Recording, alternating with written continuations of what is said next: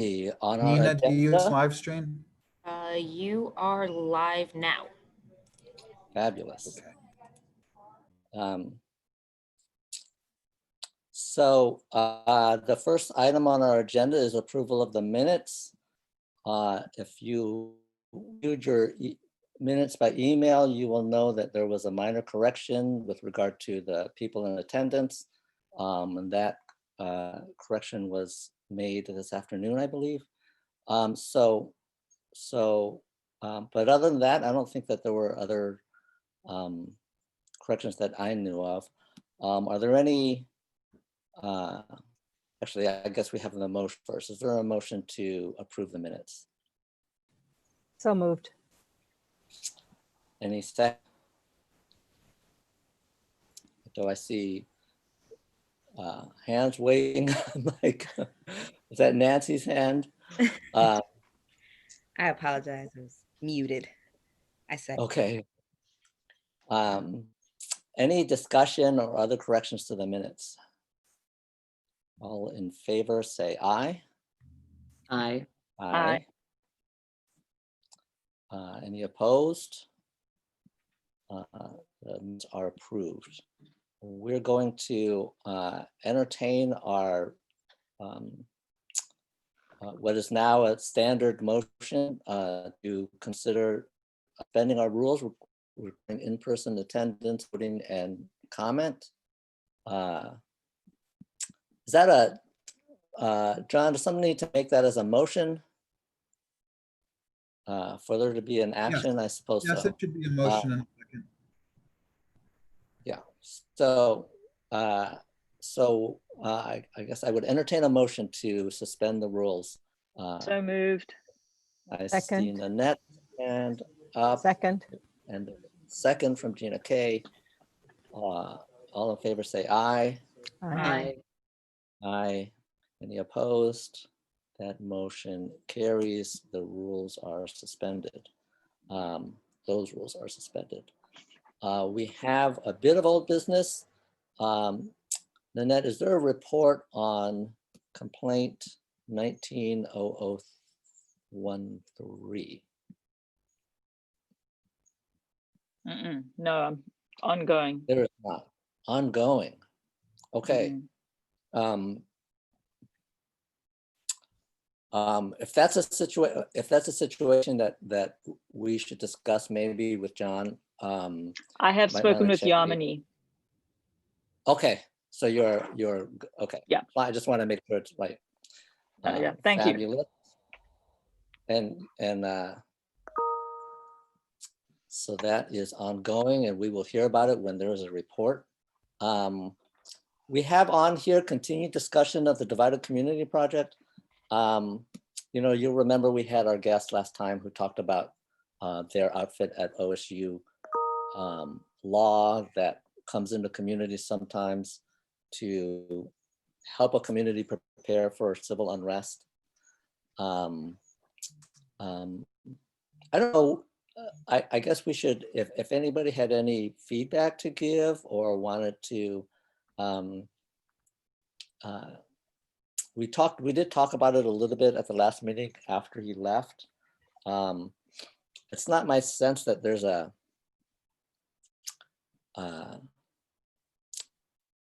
any urgent, well, I don't know. We invited him in because the services that they do seem relevant to the times, right? And whether this was something that the city of Akron would really benefit from. But I don't know if there's sort of strong will on the part of commissioners to sort of get that process going, to start to sort of reach out to different parties to gauge interest. Or I don't know what your pleasure is. Any thoughts about that? I thought it was an very interesting presentation.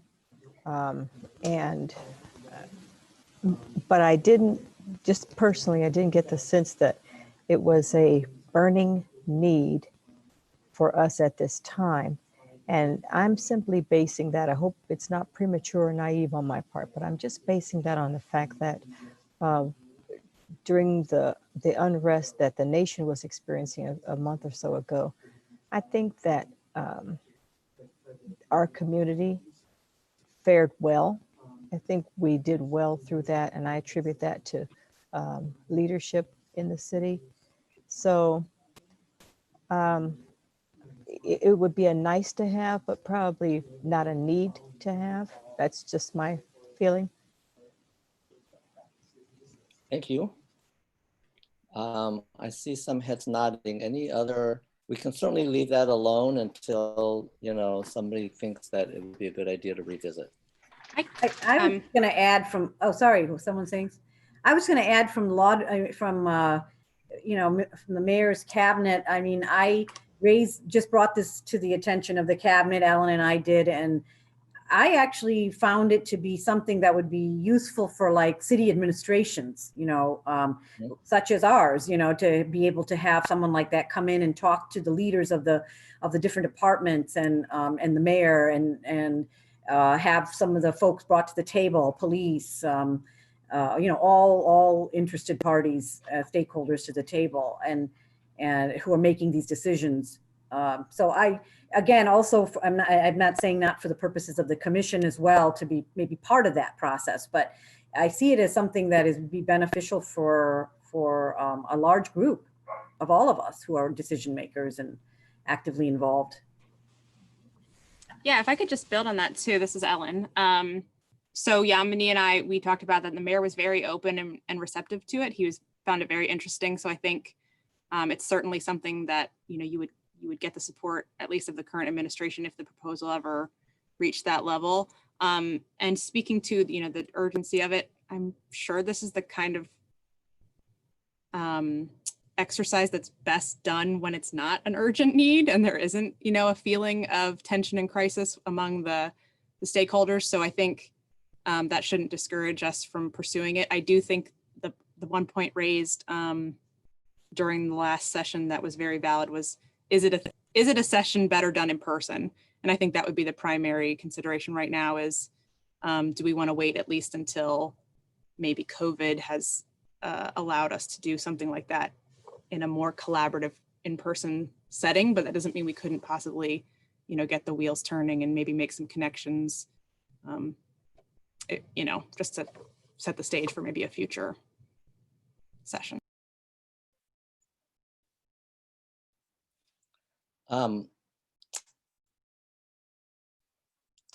So actually, let me ask a question about that. I think one of the issues for the commission is there's a question of whether this is a good thing to have done in Akron, right? And then there's a question of even if it is the commission a good entity to do it? And one of the issues with the commission is sort of our capacity is all of our volunteer time, and right now we're meeting once a month, right? So we're not that well set up to, you know, be the people pulling it all together.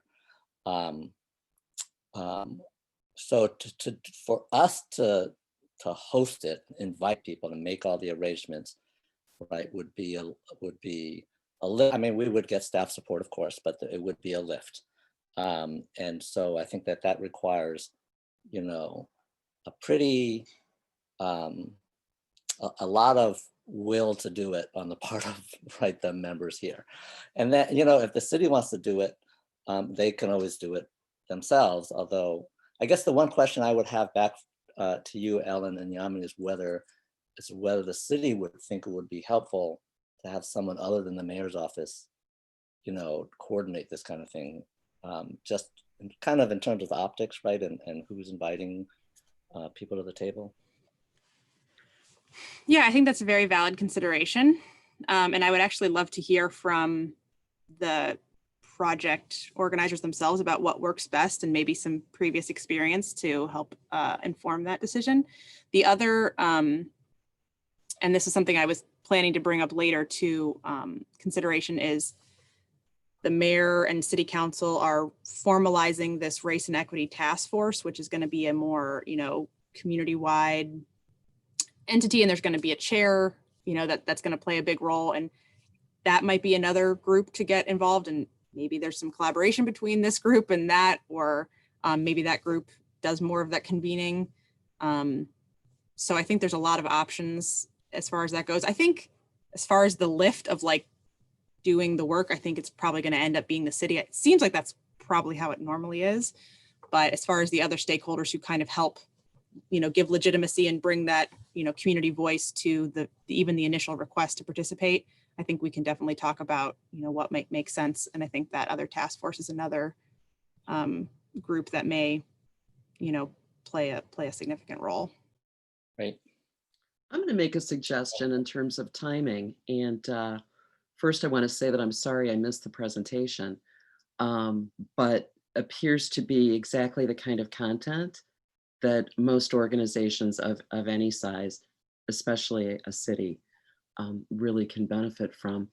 What I'm trying to do in my own life is to stagger things. I feel like the next few months are election season. It strikes me that this is a good project for when the days get shorter and we're past that hump. Something good perhaps to work on during the, I'm just going to say it, the kind of gloomy, you know, months of winter that kind of go on forever. This strikes me as creative and exciting and energizing and maybe more likely to capture involvement and enthusiasm then. Nanette, did you have something? I did. I had said last month, and I got the distinct impression listening to the presentation that this is something that would really needs to be in person to work. And so, so I would definitely think we need to do the planning with the event way out, because we need I think we need a vaccine or, you know, real security, and to get people in the room talking together. And I like what you were saying, Ellen, because as you raised the questions, Brent, I was thinking somehow right from the get-go, and it may have been the way that he presented it, was I'd always, my understanding is that it needs to be highly collaborative. So Yeah. one organization sort of hosting isn't enough. It sort of from the get-go needs to have all of that, whether you're calling it legitimizing, or it just needs to have that community, or maybe not community gives the wrong word, but those different elements of organizations. So I think problem solved right there, Brent, you know, is we don't have to lift it on our own, and we can just be a group who had a good idea and brought it, you know, and then we can play some smaller role in bringing it forward, but our name can be there, which is helpful to us, and then helpful hopefully to the city too.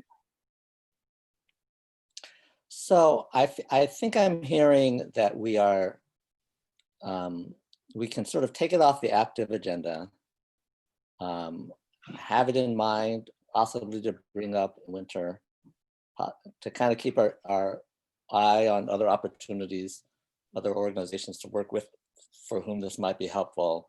But for right now, we don't have to keep it active. I don't know, do you want to sort of definitely revisit in January or something like that? Just to give us a ticker to not forget about it. Let's or do could that. we could we John, ask that could we ask that Yamini and Ellen keep talking about it and working on it, and maybe they also could bring it back to us at a different point if it feels like the time is right to move on it? If that's something that you're interested in, Ellen or Yamini? So I think the next step from our perspective might be for a similar sort of presentation to what was provided to this group last month to be given to some other key convening stakeholders, to kind of say, here's the idea. I don't want to waste the time though of those individuals if we're not ready to move on something right away. But if that's something that they would traditionally do, I would think that would be the next, you know, step forward, would be maybe having just a couple key stakeholders from the community get that pitch, and then see, you know, if that leads to, you know, kind of the next step after that. So I'm sure the mayor would be happy to, you know, again, we could arrange for that to be scheduled if that's something that, you know, they would normally provide, you know, to any community that's interested. I didn't get the sense that there would be, I mean, that's a logical next step, right? To present the idea to a broader group. Um,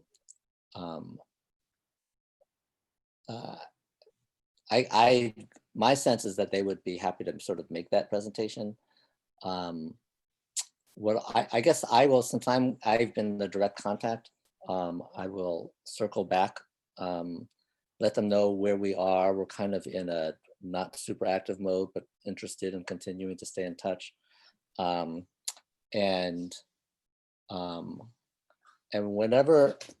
when anyone feels like we're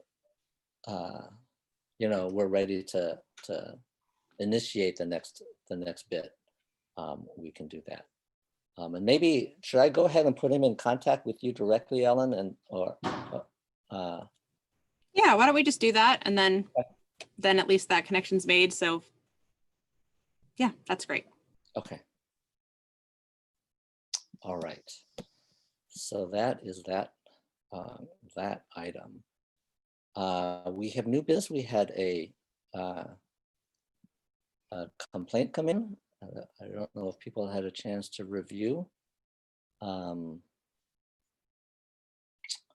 or if John, I don't know if you want to say anything about this one, sort of a preliminary review, and I don't know if Phil had a chance to contact the complainant to get any information.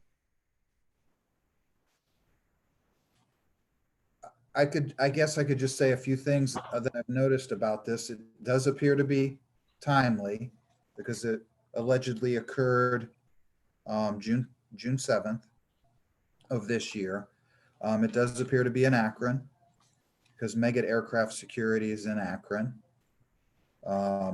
She did check several boxes and described the discrimination. I thought it was interesting that she did check the box that she had filed at the Ohio Civil Rights Commission. And she also explains that her main complaint seems to be about stature and disability. And she describes herself as a female of large stature. But she also does check the boxes, several others: age, color, disability, familial status, gender identity or expression, ancestry, race, and sex. So preliminarily, one of the things I wondered, So how old is she? Can you tell from the intake materials how old she is? I could not. No. Couldn't see anything. So I think that our process is that unless there's a reason, at this point, just on the face of it, if there's a reason on the face of it that we don't have jurisdiction because it's outside, or it's because the defendant is a government entity or something, then what happens is it gets assigned to a commissioner to investigate, right? And I know we have a couple of newer commissioners on. So we have, once it goes to that point, that commissioner, we do have a draft of like steps to take to come up with an investigation plan and figure out who you're going to talk to. I will confess that in past investigations, not all of those steps have been formally followed. But we should be trying to do better at that. And it becomes a little bit of a sealed process at this point, right? Because the person investigating at some point will report their conclusions, but we don't get back sort of interim reports, because at some point the commission is supposed to make a decision based on a recommendation about whether there's reasonable cause to go forward to a hearing. And so the investigator at that point is doing the reporting, not the deciding. right? And so we've tried to make the process to insulate that investigation a little bit from the rest of the commissioners who are going to then be voting on it. And then later on, when it goes to the hearing, the commissioner who investigated doesn't, I think this is right, John, doesn't take part in the, isn't on the panel that does the hearing. So as we've been doing this, I've been keeping track of who's been doing investigations. We have had 1, 2, 3, 4, 5, 6, 7 complaints that have gotten to investigation so far. This will be the 8th. So far, Commissioners Pitt and Maddox have each done 2. I've done 1, and we had Commissioner Lash and Commissioner Christman, who are no longer with us. But they're alive, they're just not on the commission. So, you know, in an ordinary, in sort of the random rotation, we would come to, I think, one of our new commissioners next. If one of you would like to be the person to sort of be assigned, then, you know, I'll entertain a volunteer, certainly. Otherwise, I'll kind of pretend to flip a coin or something. I will gladly volunteer to investigate this one. Latanda, fabulous. So complaint 0003 of 2020 be assigned to Latanda Mobley for investigation. Latanda, I will email you the documents that I have about how these investigations go forward. There's not a lot, and you might want to get together on to a little bit about what to do. But we've been, it's a fairly straightforward thing. The first thing to do is to talk to the plaintiff, figure out, try to figure out what happened, right, and what the basis might be for the complaint. The next decision that comes to the commission is, you know, based on your report, whether we think there's some reasonable cause to believe that discrimination occurred. And at that point, we schedule a hearing if we decide that there is. And if we decide that there is not, based on your investigation, then that case would be dismissed. But the rules set out a fair amount of this. We have some files from the Ohio Civil Rights Commission about how they carry out their investigations. And I will see what resources I have to share with you to do that. Thank you. Hey, Mr. Chairman. Yes. Yeah, I think your rules also say that the next step is to prepare a letter advising the complainant and the respondent of this investigation. So I can draft that and share that with the member. Okay, thank you. And also remember Mosby's benefit. Rule 16 of the commission's rules really focus on investigation, and especially 16C. It has a checklist of, you know, preparing for an investigation. I will be sure to review those prior. And you can certainly call if I can assist at all. Thanks, John. So that's right. The complainant and the defendant each get a letter. They get a copy of the complaint. Is that right, John? The defendant does, I think. Right. Yeah. And we also send the rules as well, so they'll be familiar with the rules. So they know what comes next. I have a question. Yeah. Has Phil, have you had a chance to speak with this person yet? Phil? I doubt he would have. It's only been Oh, go ahead, Phil, you can speak. I'm sorry, I had it muted and I thought it was unmuted. No, I have not spoken with her, but if anyone needs any help or legwork, I would be happy to do that. Now, she's already filed a complaint with the Ohio Civil Rights Commission as well. Are we going to both be doing investigations? Well, we don't have a process or agreement with the Ohio Civil Rights Commission to do otherwise. Our current procedure is to go ahead and do an investigation. You raise a good point. I know that between the state and the feds, there's often an agreement about sort of who goes first. But we have not made any kind of arrangement like that. Is there a way in which it would be unwise to go forward? I don't know, somebody who is more familiar with competing claims like this might have some insight.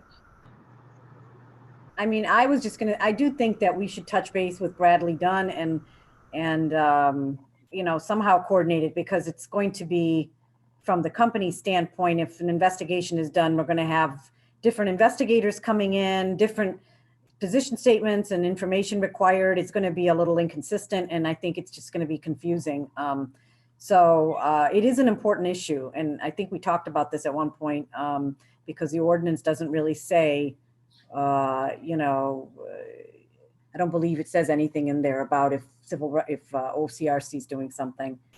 But I think it's probably makes sense to touch base with him and see if we can coordinate this somehow. EEOC and the Ohio Civil Rights Commission have something called a work sharing agreement. Maybe we should have one with OCRC. Yeah, that makes a lot of sense. Whoever gets it first proceeds with the investigation, and the other one agrees to join in the outcome. That makes a lot of sense, really. That's true. I think the statutes are substantially similar, so I think that's usually, the big question mark. Are they enough alike? But I think they are. Well, the Civil Rights Commission, it basically boils down to number of employees, and there was always a reciprocal agreement. If it was, I think 14 or 15 or more employees, then EEOC would take it. If it was 14 or under, then OCRC would handle it. Maybe we take the ones that are fewer than 4, because that's the threshold in employment matters for OCRC. Yeah, that makes sense. But I do agree, Yamini. I think if you have all these, in the case that they've already filed with OCRC, then, we come in there afterwards. I just think it would create some confusion. So I think whoever started it, in this case, since they went to OCRC, just let them know that we have also been informed about the case. And then, like you said, and at least some agreement that we could share in the information or the outcome or whatever. But I don't think we need 2 or 3 different organizations, investigations going on. Yeah. So there is a part of the ordinance that sort of speaks to this. If you'd like, I could. Yeah, let's take a look and see. I don't recall. Read it. So it's 38.16a. It says, the remedies provided for in this chapter are in addition to, not in lieu of, those provided by for state and federal law. This chapter shall therefore not be construed so as to limit a person's right to file a complaint with any state or federal agency, board, tribunal, or court vested with jurisdiction to receive, review, and act upon complaints of discrimination. This chapter shall not be construed as limiting the right of any person to seek remedies in courts of competent jurisdiction. And there is no requirement that an aggrieved party file a complaint with the city pursuant to this chapter before seeking any other federal, state, or other remedy available to the person. A person's election to seek remedies provided for in this chapter shall not operate to toll any statute of limitations. And there's some other stuff, but I'm not sure if that first section, that the remedies are intended to be in addition to, not in lieu of, state and federal remedies, might impact the way that we would engage in any agreement with OCRC about how joint complaints filed jointly with both agencies were handled. And again, that is in the ordinance, not in your rules. So that would be something that if were to be changed would go through city council. Well, that seems to take care of that. I don't think it means that you can't coordinate if that's appropriate, possibly share information or files or investigation. I don't think it means we couldn't have investigations handled by one or other agency. I just think it means that the ultimate might be something that they're entitled to under both processes. I'm not sure if that makes sense, but.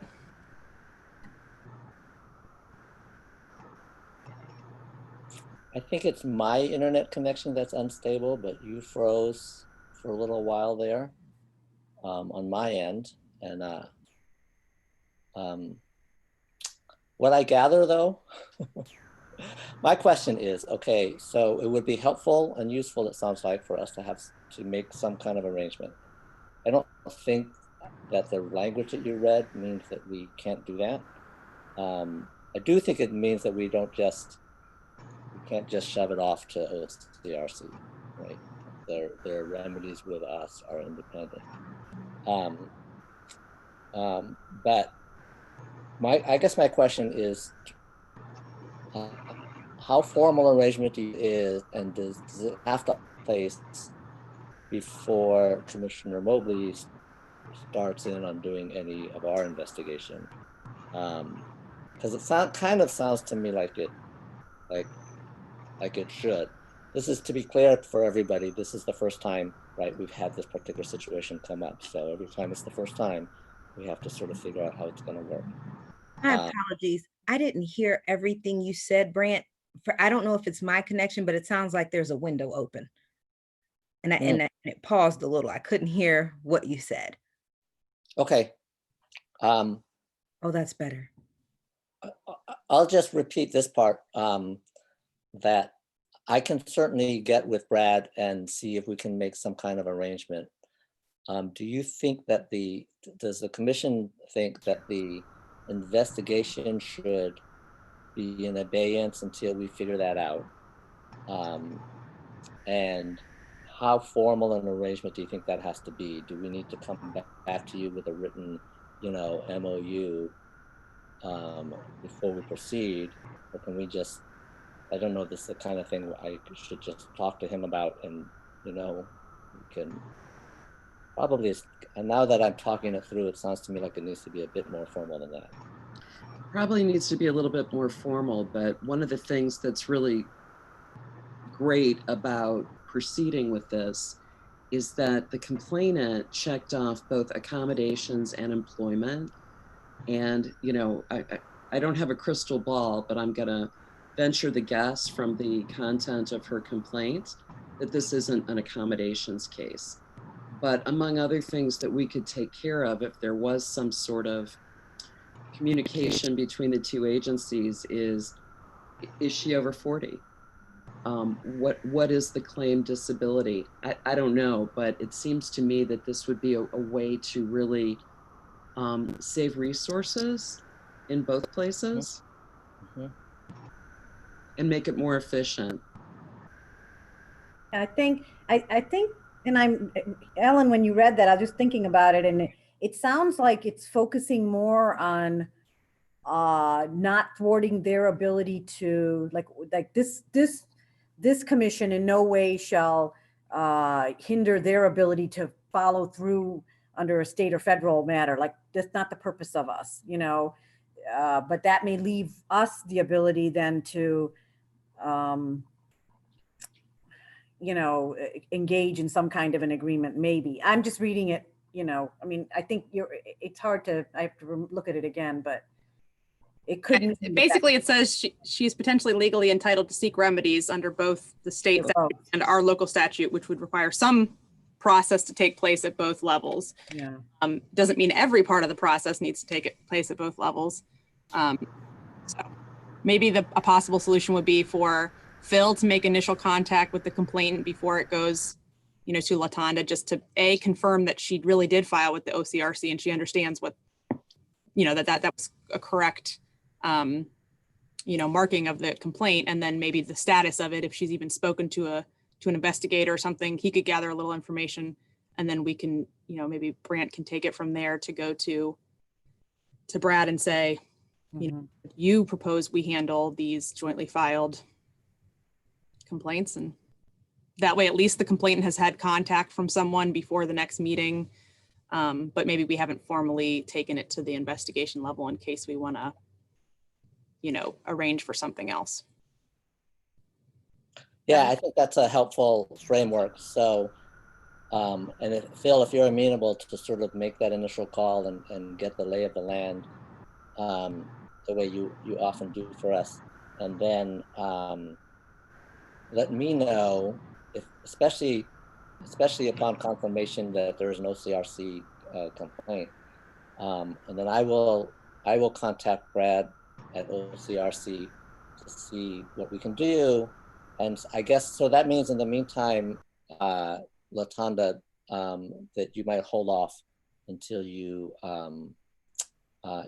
hear from me about whether there's any arrangement. I mean, one of the things that we might end up doing is just, agreeing to share information.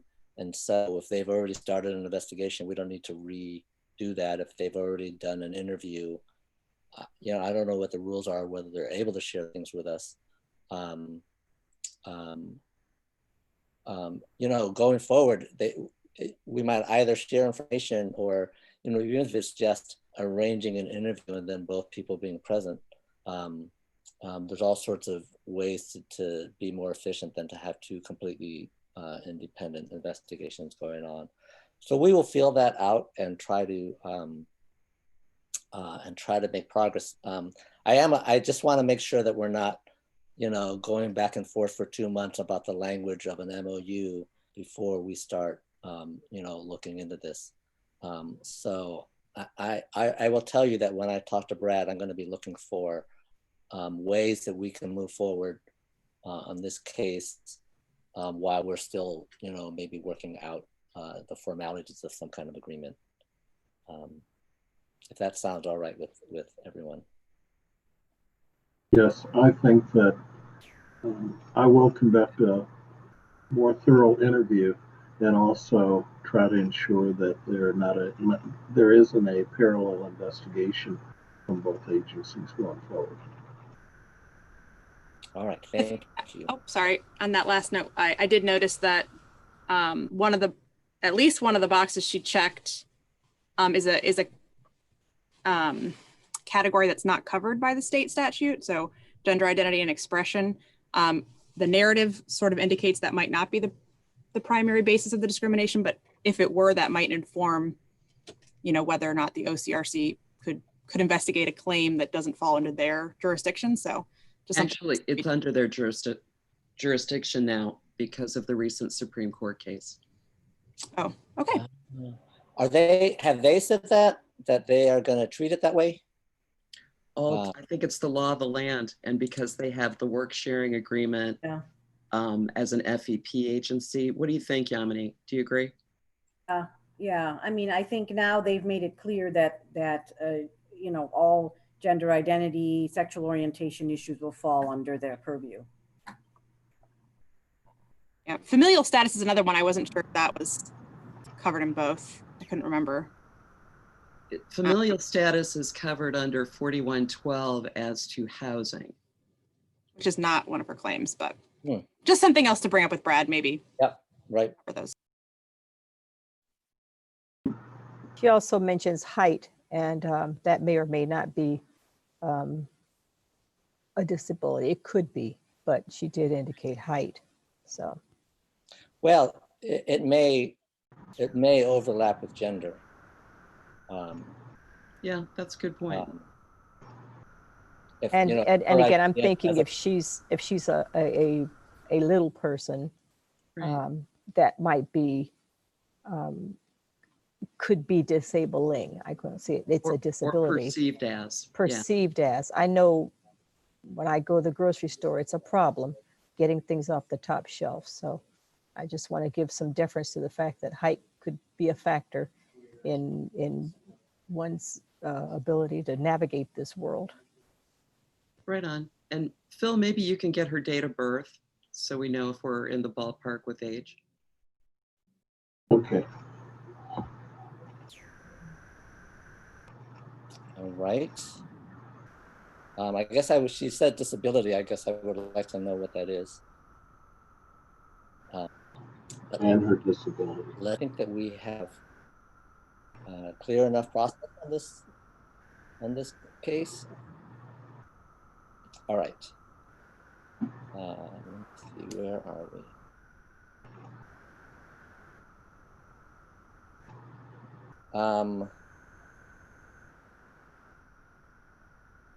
So some of our items are kind of standing items with regard to community projects and initiating complaints on our own initiative. We've raised in the past the extent to which we want to get involved in things that are happening. I haven't heard any strong sense that any of the commissioners wants to raise the flag and start investigating issues sort of on our own initiative. I guess I would just remind us that we do have the power to initiate complaints on our own behalf, right? So that that's often there so that if a complainant decides to drop something and we don't think they should, right? We have the right to sort of go forward. But it's also there if they're as an available sort of route of action if we choose to take it out. But other than that, there is an item that is kind of a minor item, but we got these radio spots as I think that came about as a result of winning that design award from the work that Triad did on our behalf on the graphics. So the summit will air 10 spots, and they drafted a couple of options for how the spots would read. I don't know if you had a chance to look at those and if there are suggestions about the language. But at this point, they're ready to go ahead and air them, right? I think there's sort of 10. They'll read them out 10 times, or they'll record it once and play it 10 times at some point during the next several weeks. So did anybody have a chance to look at those and have any reaction or feedback to give on that language? I preferred option 1. I found option 2 to be kind of confusing. Just to clarify, they're both short, just a little blurb about the work of the commission. So option 1. I liked option 1. I don't know if I'm sorry. Latanda? I liked option 1 as well. However, I thought that the language that said at a local level might be amended to say within the city of Akron, because Cuyahoga Falls and Talmadge are kind of local. It's a good idea.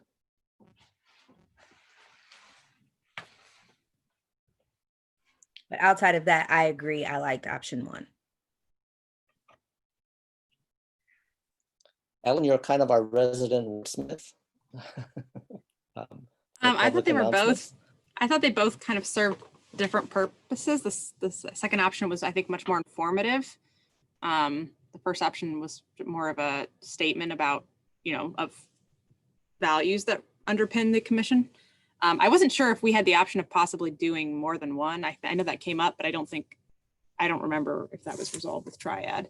The only suggestion I had content-wise was, as opposed to saying for more information about the Akron Civil Rights Commission, it's akronohio.gov. I thought maybe visit akronohio.gov. I wasn't sure. Maybe it was just me that sounded strange. But other than that, I thought they were fine. So whatever. I have to imagine a DJ reading it. For more information. For more information. Right, Yeah. I guess, yeah. So if that's like the standard, maybe I need to like brush up on my PSA writing, but that was the only change I noticed.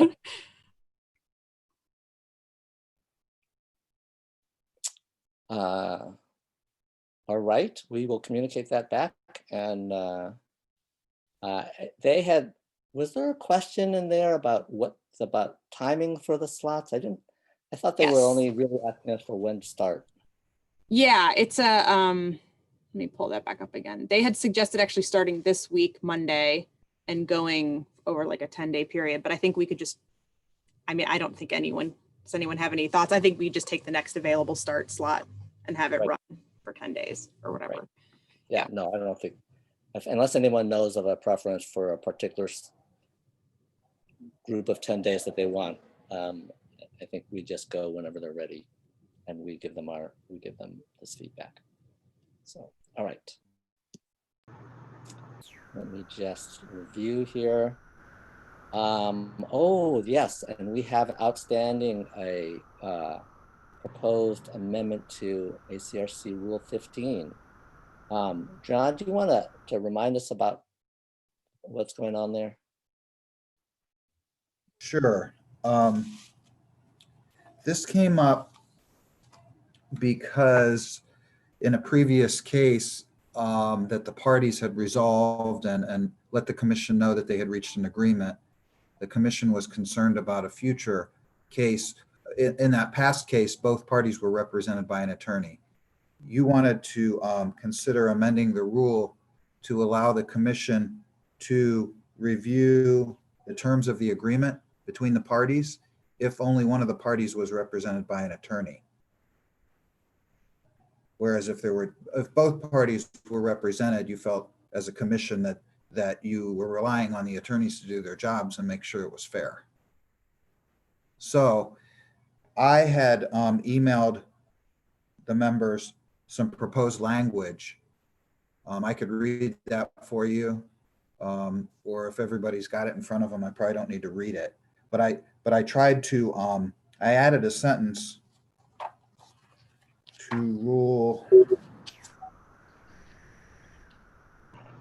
15E.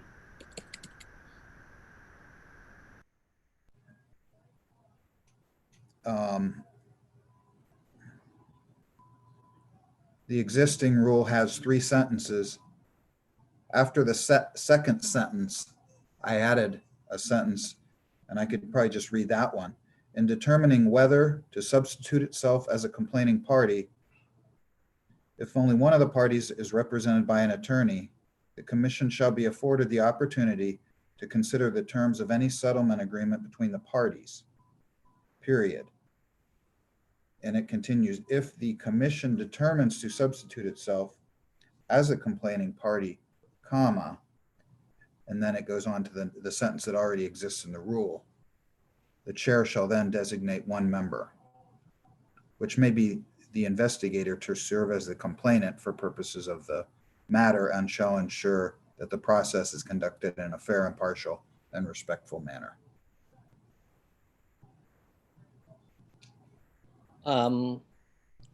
Thoughts or comments? Nanette? Is it about our being, the word consider struck me as odd. Is that the word that was used, that the commission would be able to consider the? It said it would, the way I wrote it was that the commission shall be afforded the opportunity to consider the terms of any settlement agreement. Okay. So what does that, what does the word? It could be like review. Yeah, I was imagining more like review. Okay. Is the intent, I'm not sure of mine, is the intent just to review with no changes, or is a further intent to review and amend? Yeah, I felt like consider didn't allow for amending. Well, I think the that commission could amend the settlement agreement. They could only determine not to close the case, right? Right. I believe the commission's past discussion was, are we going to dismiss it based on the fact that they've resolved their dispute with a settlement? Or is the commission going to step into the complainant's shoes and carry on regardless of the fact that they've reached a settlement? So that's Wow, where is that our job? Troublesome. Both of them are troublesome. well, the ordinance does provide the commission the authority to step into a complainant's shoes. So maybe all we're asking in that instance is to be informed of what it is. Pardon me, Nanette? I didn't Maybe hear in you. that instance, all that we're asking is to be informed about what the settlement is. So in that last case where there was a settlement, pending the hearing, right? We had gone to the stage of conciliation. I don't think we got to, we did not see it said. Is that right, John? Right? I think that's right. Pardon me, Brent? And we did not see what was in the settlement, right? And I think that there was some No, we did concern, not. right? There's some concern about, which is less when there's an attorney on both sides, right? You assume that they're taking care of their own interests. But if there was a situation where there was only an attorney on one side and they reached a settlement, I think there was a sense that we would want to make sure that that settlement was fair. We would want to make sure that we thought that settlement was fair, even if the plaintiff had been persuaded, right, that the settlement was fair. That persuasion may have been, without full knowledge of their rights and remedies. So we were trying to figure out some way to make sure the opportunity to review those. Well, maybe what you want that sentence to start out with is, maybe instead of saying in determining whether to substitute itself as a complaining party, you might want that sentence to start out with in determining whether to dismiss the complaint. Because presumably if you were not happy with the settlement agreement, then you wouldn't dismiss the complaint. So what could possibly happen next is it would proceed to hearing. I don't know how that would work if you'd had a complainant that wasn't really interested in proceeding any further.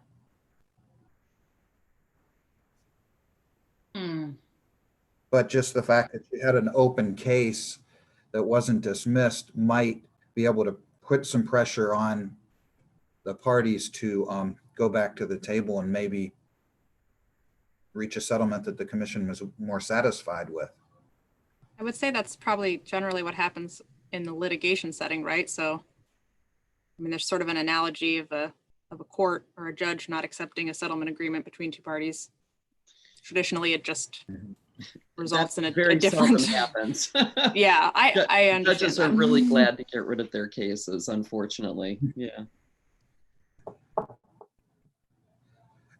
And this is something, I mean, if you want to ponder it, I don't know that you need to change it right away because you don't really have anything that's at this stage of the process in your open cases right now. So it's something you could take time on if you like, or, I can rewrite it with a little guidance, I think. I'm not sure from what I'm hearing that we're actually prepared to give guidance. I think that the usual interest of efficiency, right, if two parties can agree to dismiss a case and then it just gets dismissed, is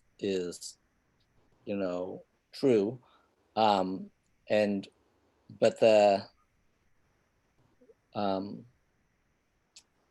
did think was a little uncomfortable not even seeing the settlement.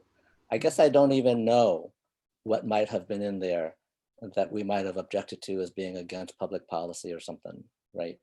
And actually that part kind of is true for me, even when there are two attorneys, although it's a little bit less. So I wonder if what we want is not just, whether it's linked explicitly to us carrying on the case or not. It's just whether we should have the right to review a settlement before dismissing the case, and just set that I out. think As that's the key. And what we I do like with that. it is dependent on the circumstances. I agree, Brant. Yeah. I'd like to have eyes on it as well.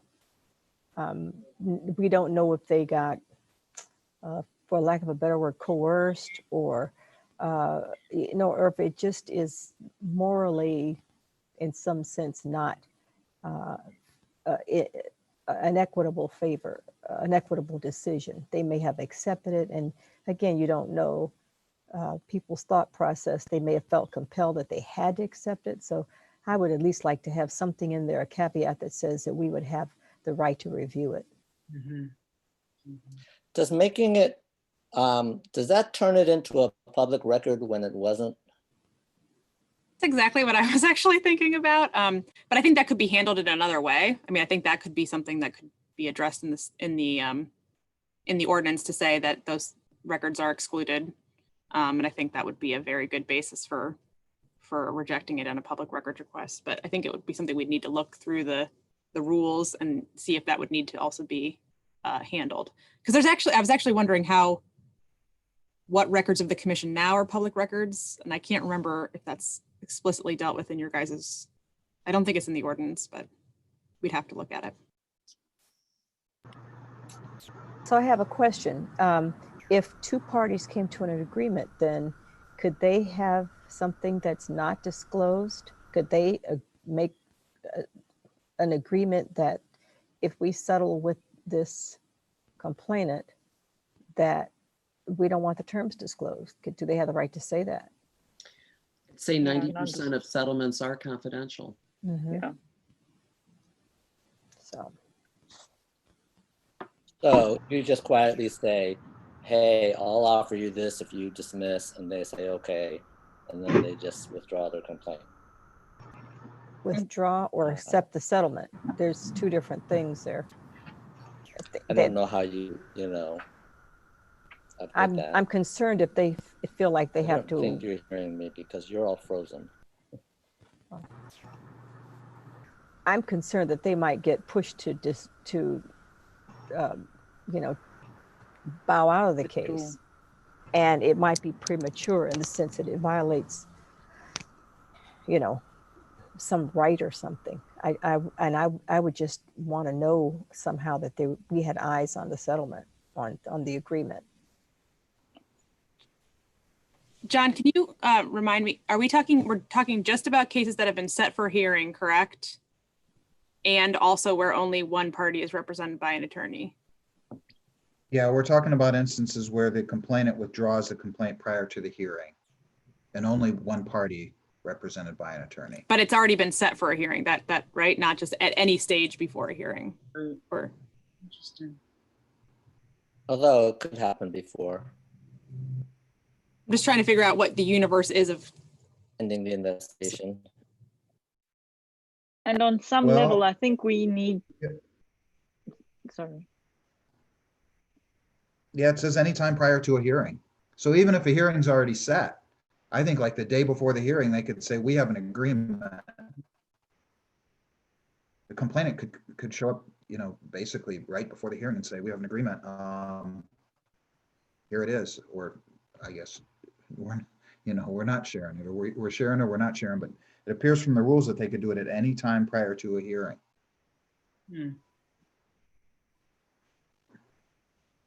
Nanette. I think there's a question that's brewing in my mind about whether or not it is informative for us to understand, or at least be informed of a settlement, whether or not there are two attorneys. I understand where our conversation came from last time and why we were concerned about it being one attorney. And that's a particular scenario that led us into this conversation. But as we're talking, I'm thinking for the purposes of the commission, and as we track our cases and look back on, a few years of cases, wouldn't we want to know sort of what the themes are and which are being settled and how, and not just that these cases are sort of being withdrawn and vanishing from our purview, it seems to me that would leave us with a rather incomplete picture in looking back and understanding our role as a commission in this public sphere. I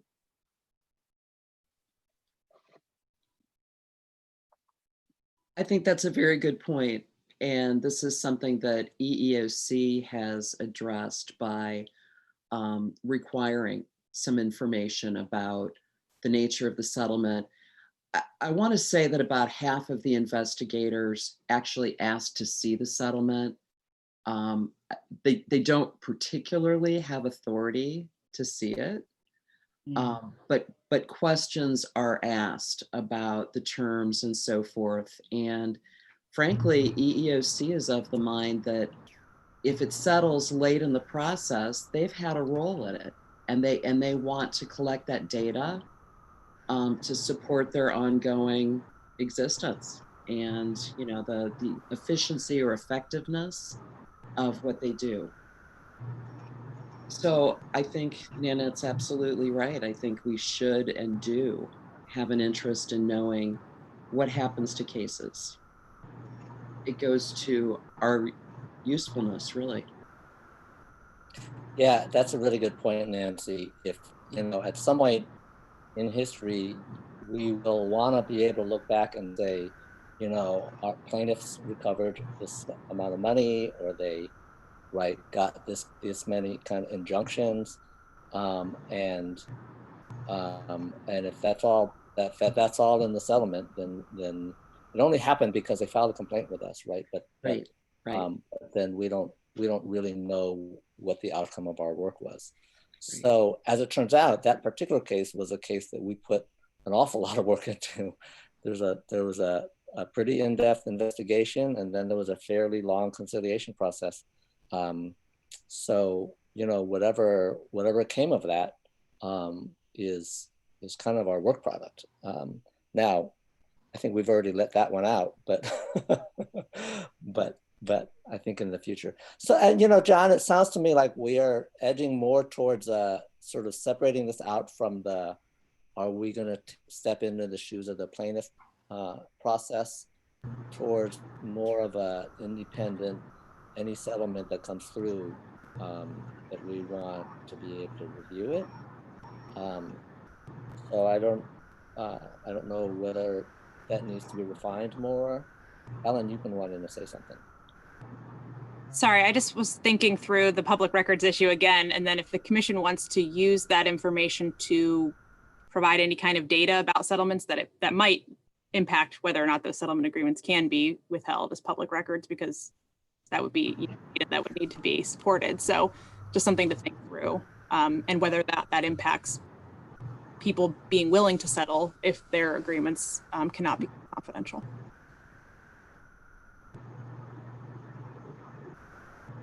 Sorry to complicate things further. We were really going in a great direction there, and then I just...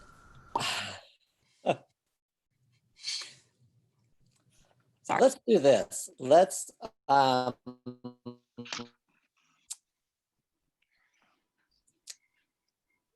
continue to consider this issue. Maybe we could ask, and if sort of a simple disclosure of settlement language could be put in, and we can, in the meantime, think about the public records consequences of us taking an action like that. And we'll take it back up again at our next meeting. Is there other work that would be helpful to do on that before we consider it again? Does anyone know, or could we find out what the OCRC and the EEOC, what their rules are related to that?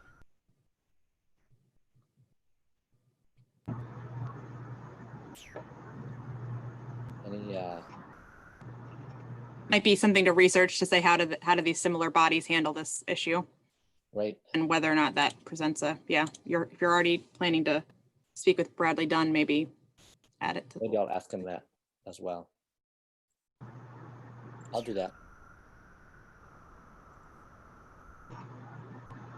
All right, we will kick that one over. and see if we can make progress on that issue. And otherwise, I believe we're at the end of our agenda. Any other business for the good of the order? I can report that there were no public comments received Oh, on the thank you. commission's electronic mailbox.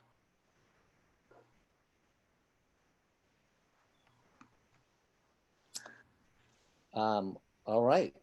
I'd just like to Latanda. put a plug in. The other day, Leadership Akron held a forum on race and the justice system. And Brant Lee was one of the people on that forum, along with Don Rice, Bishop Joey Johnson. And I will, in full disclosure, Brant, I threw your name in. So you were voluntold, but I thought you'd be a good person to bring that information out. And I just want you all to know Brant did an excellent job. He left us just wanting more, but it was very informative. So thanks again, Brant. Wow, thank you. Congrats. Actually, I will also announce something that the School of Law, in being responsive to the moment, is going to offer a course on racial equality and the law that will be open to the public for free online, starting on the Wednesday after Labor Day. And I am going to be teaching it. So if there will be announcements going out, and I will send you the email when it is drafted. But that is something else that is happening in this regard. Yeah, since we're announcements, I don't know if anybody else has something they want to share. I do not, but I do have a question, or two Yeah. questions actually. The first question is if we can just, for the minutes, go back to the radio spots. Did we decide on, I didn't hear if we decided on going with the first one or the second one.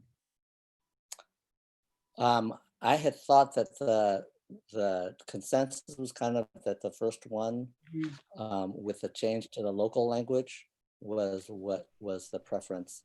But Okay. we can, was I correct to say this is not I don't think we need a formal motion. We're just going to communicate with them and they're going to run it. I actually already during this meeting emailed them the first one with that change. So hopefully that was the right thing. So. Good job, Ellen. Oh, if I don't do it, there's no tomorrow. So efficient. I'm with you. I'm really great in the moment as well. Oh, you know, after the moment has passed, I understand. So my next question is in regards to my predecessor, Cindy Chrisman, who I lovingly refer to as Chris. I know that she did a really great job with marketing of the commission and making sure that our message was out in the public realm and that people understood that we were here for them. Outside of this radio spot, I just wanted to make sure that I wasn't overstepping if I seek out other avenues for the commission to be advertised. So different people's or different organizations, landing pages, social media pages, websites, that kind of thing. So okay. It's been pretty informal with that regard. Other commissioners have stepped up to speak at a ward meeting, for instance, or to pass out flyers. I think that we're open to any and all independent efforts to spread the word about the work that we do, with maybe the one little caveat that we at one point wanted to be sure that we were not that we were all saying the same thing, you know, but that we were kind of on the same page as far as what we were saying. So for instance, when Gina Kay put together a PowerPoint, we had a viewing, right, to kind of know what was being presented on the commission's behalf. but you know, I don't think we have any real guidelines on that.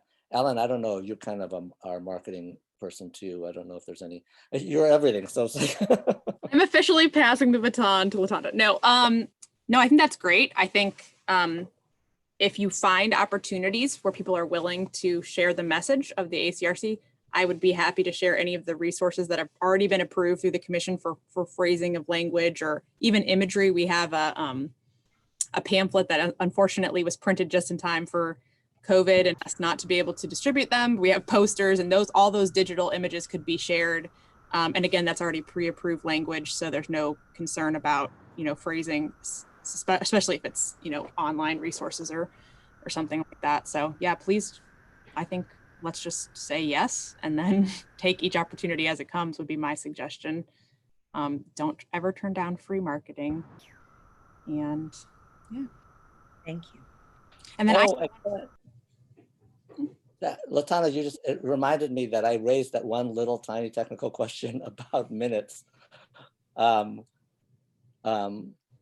whether or not anyone thinks it's important to have the name of the person making the motion to be noted in the minutes. I don't know that that's a formal rule or part of Robert's rules or anything. I just noticed that our last minutes it just says that the motion was duly made and seconded, which certainly conveys the important information. But if you had any thoughts about that, you know. As a matter of record, I'd like to see the names of what's been proposed and who seconded. I think we should be official in that way. So both names, the mover and the seconder? Yes. Yes. Yeah. All right. The parliamentary procedure piece, kind of. Yeah, it is part of Robert's rules. Yeah. Can I go back to the point before, Latanda? I think it's amazing that you're willing and obviously are so connected already in Akron and wanting to connect things. I just want to make clear, maybe for all of the rest of us on the commission, that Cindy took on not because she was secretary, but because of her connections. She specifically took on that project with Triad. It was not her role, and it is not the role of the secretary to do the marketing or the communications work as a whole. So if you feel that that's your gifting and it's a gift you want to bring or it's something you want to take on, I'm hearing that, and I certainly feel like that's great. But just so that you know that that was just a ball Cindy was carrying with that project, and it was just her role on the commission. It wasn't a formal part of being secretary. Right. Understood. Thank you. Thank you for offering. All right. If there is nothing else. So I do have one more thing, if that's okay. Yeah. Okay, I'll try to make this quick. So I mentioned it earlier at the earlier part of the call, but there is this race and equity task force that's being created. It's going to be the individuals on the commission or task force are going to be appointed by the mayor and the council president, but then there will be formal committees, and then there will be subcommittees, and there will be a lot of opportunity for community engagement around issues of race and equity that kind of touch on, I would say, almost every sector of our community. So because I think there's some interplay between what this commission, especially in the education piece, does and that group, I would like to either propose that Tamika Rose, who's the person from the administration staff who is leading that effort, could come to a future meeting and present on that. That way, if as individuals you'd like to participate or you'd like to get involved or just know more, we could basically give a presentation in that way, or however this commission would like to be engaged. I just want to make sure that we're coordinating and that you guys feel that the opportunity is there if there's a part you'd like to play in the work of this task force. So again, a lot of details yet to be ironed out. There's a lot of work going on behind the scenes right now, but I think formally it should be created in September, which is when City Council comes back from break, but there'll be a lot of announcements in this month. So however you guys would like for us to keep you in the loop, I just wanted to make sure that you knew that offer was on the table. Thank you. As far as I'm concerned, you know, Tamika has an open invitation at any time she wants to come and talk to us about that. And if the Civil Rights Commission, either as an entity or as individuals, right, to participate in that, you know, we would welcome that. I guess I can't speak for everyone, but it seems to me that we would likely welcome that. That. I'd welcome it too. Yeah. Agreed. Ellen, do you know, when you talk about announcements being made, are you talking about, have they figured out who's on it and who's going to be named and all that? So that's basically those final little things are happening right now. So I think about mid-month. So I know the chair has already been agreed to take that role on. So I know that there'll be an announcement of that position, of the structure and the framework of the task force, sort of the timeline and a bunch of benchmarks. And then the hope is that also at that point, the members will be announced, but they haven't yet been contacted. So that work is going on right now. People who've expressed interest are those follow-ups are happening right now. Okay. Brent, I have one question. Before the COVID, we had, I think, said that it was okay to bring other agencies into our meetings. How do you feel about other agencies coming on the Zoom meeting? So yeah, to remind people, we had started to just so that more people were familiar with our work during our live meetings, had sometimes had a guest, right, to come to one of our meetings. I feel the same way about a Zoom meeting. I don't think that it's any different in that regard, for anybody to come, and if it's a public meeting anyway. So if anybody wanted to come and observe what we do and even to ask questions about what we do, I would welcome it. I don't know if any other people have thoughts or. Although right now, my understanding is that members of the public don't come into the Zoom meeting. They watch the feed. So would we be treating guests from an organization differently if we had them come into the Zoom meeting versus watch on the feed like everyone else? Because access was equal before as a public meeting. So I wouldn't want to create two different realities for guests. That's a good point. Yeah, I think right now, anybody who wants to observe the meeting, you know, on your notice, it says they can view it on the live stream. And if they were invited to attend on the Zoom, they wouldn't be able to participate. You know, they don't have business before the commission. So I really don't see the benefit to having them actually on the Zoom call. Well, because Annette said, it can be, where do you draw the line? Who's allowed in and who's not? Who's going to decide?